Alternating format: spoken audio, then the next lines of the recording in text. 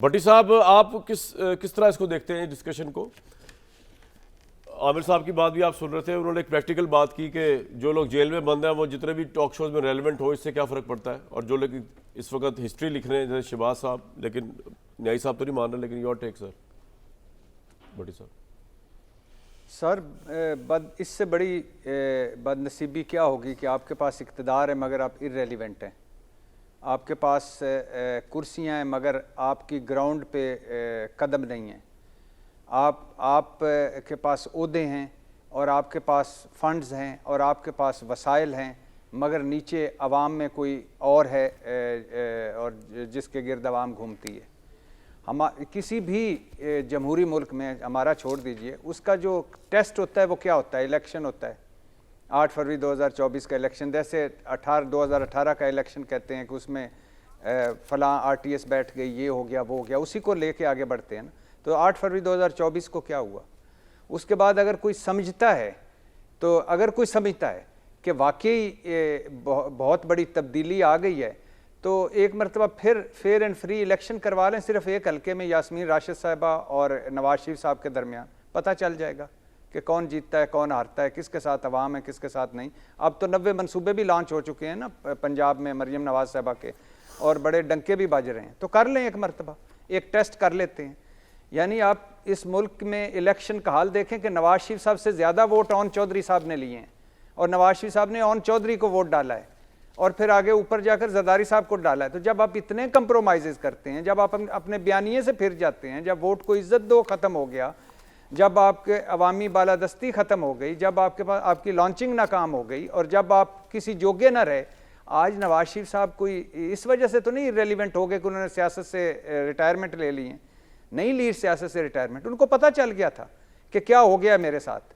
वो अभी तक 8 फरवरी 2024 के कौमे से नहीं निकले, उस सख्ते से नहीं निकले, अभी तक उसी में ही पड़े हुए हैं कि ये मेरे साथ हाथ क्या हो गया है। ग्राउंड रियलिटीज़ बदल गई थी, क्योंकि लोग नहीं पसंद करते कभी आप जद्दा जाएं, कभी आप लंदन जाएं।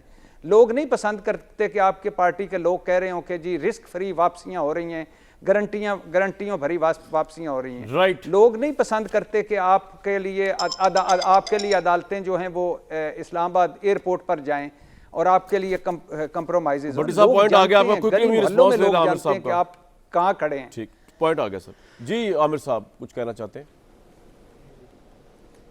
हाँ जी बिल्कुल, ये तो लगता है कि जैसे इमरान खान ने मस्जिद की इमामत करनी थी और उससे हटा के जेल में डाल दिया है। ये जो सियासी जमातें हैं जो लड़ती हैं, वो किस चीज़ के लिए लड़ती हैं, ज़रा मुझे बता दें। पावर के लिए। एक बयानिया है जिसके ऊपर KP में हुकूमत है, पावर के लिए। तो पावर कहाँ है? उसको आप पावर समझते हैं कि जिसको जेल में बिठा के आप एंजॉय कर रहे हैं KP के अंदर? नहीं, पावर इमरान के पास अगर नहीं है तो क्या शहबाज शरीफ साहब के पास है?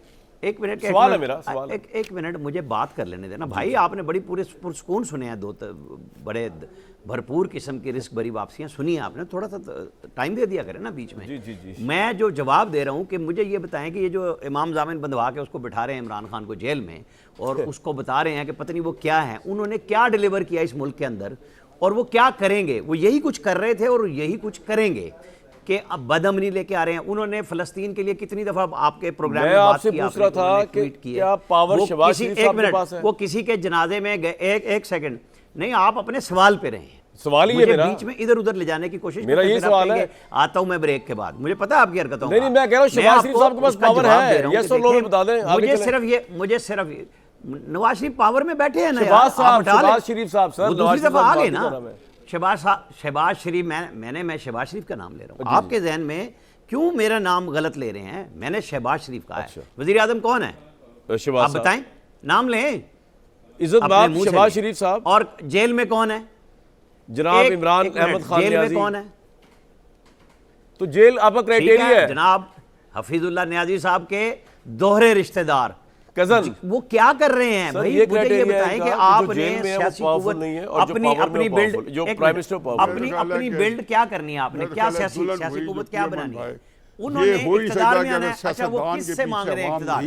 इक्तदार के लिए वो जा रहे हैं। आमिर साहब आपकी फौजी से बात को मांग रहे चले हैं ना, भट्टी साहब को फील्ड छोड़े, मार्शल से न्यायी साहब भी मिलना रद्दी कर रहे हैं। वो चाहते कह रहे हैं नहीं, जिस नहीं, सियासतदान आपने के मुझे बात ही नहीं पीछे करने दी। अवाम नहीं, नहीं है आप वो जानबूझ जेल में के या जेल में या बीच प्राइम में मिनिस्टर आप ना पे कभी उसकी कोई भट्टी साहब को अहमियत ले आते नहीं, हैं, यही कभी कह रहे हैं आप ना। सवाल ले आते हैं। गलत बात कर रहे हैं ना। सियासत में ना शौकत मैं बीच नजीब में भी बोला आ हूं जाता। किसी के, प्राइम ना मिनिस्टर किसी बन गए को बोलना शौकत साहब। चाहिए। नहीं, मुझे मैं सिर्फ अपनी बात कर रहा हूं। राणा साहब इन्होंने एक सवाल मिनट, किया सिंपल मुझे। सी बात है हफीज साहब, मुझे अपनी बारी में बात पूरा सर, कर ले, दें, कर ले, कर ले, क्योंकि कर ले। इनको तो मसला होता है हर दफा में ही, आपको बीच में ले आए। मुझे ये बताएं कि इमरान खान किससे ताकत मांग रहे हैं, किससे इक्तदार मांग रहे हैं? फील्ड मार्शल से? किससे मुलाकात करना चाहते हैं? कौन सी जमहूरियत आप ढूंढ रहे हैं उनके पीछे? मुझे तो बताएं ना हमारे जरा, फील्ड कि वो मार्शल कब की तो जमहूरी पावर कुव्वतों के है। साथ खड़े होना आप चाहते अपने हैं। प्राइम आज मिनिस्टर की ताकत मजबूरी जो है ना में- उसको ना यहाँ पे आज साबित मजबूरी करते में- करते आज फिरे। मैं तो ये मजबूरी- कह रहा हूँ सिर्फ। आज मजबूरी में आप फजलुर रहमान और अचकजई के पीछे जा रहे हैं। और भाई मैं फील्ड मार्शल की पावर को कौन इनकार कर रहा है? आपके मसला और है, इसके अलावा तो किसी बनाए किसी ना। की तो पावर प्राइम अगर है मिनिस्टर तो मुझे बैठा दिखाएं, हुआ मैं है। होने नहीं दूंगा। अरे भाई, वैसे तो है ही नहीं। अरे भाई आप आपके साथ कल भी एक ब्रेक लूंगा मैं।